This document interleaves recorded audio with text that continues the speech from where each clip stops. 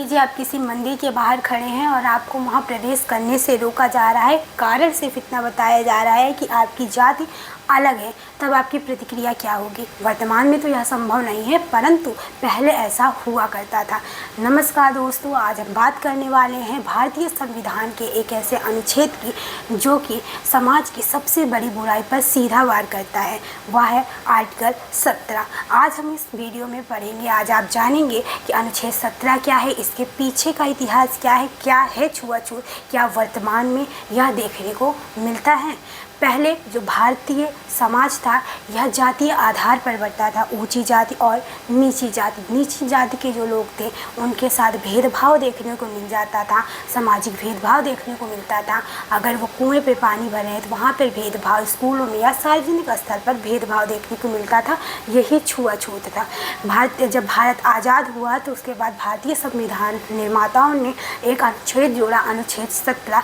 यह क्या था, यह सबसे बड़ी बुराई को, सबसे बड़ी व्याप्त बुराई को समाप्त करने का एक जरिया था। अनुच्छेद 17 अस्पृश्यता को समाप्त करता है और इसके किसी भी रूप में पालन करने को प्रतिबंधित करता है, यानी कि यह एबॉलिश करता है अनटचेबिलिटी को, यानी किसी भी प्रकार से छुआछूत के लिए मनाही। यानी कि अगर कोई भी नीची जाति का इंसान है या फिर किसी भी ऊंची जाति का इंसान है, वह दोनों बराबर हैं। जातीय आधार पर भेदभाव नहीं किया जा सकता, यानी छुआछूत जैसी चीज़ें संभव ना हो पाए। तो क्या यह अनुच्छेद जोड़ देना ही काफ़ी था? क्या मतलब है हमारे संविधान निर्माताओं ने यह संविधान में लिख दिया, इतना ही काफ़ी था?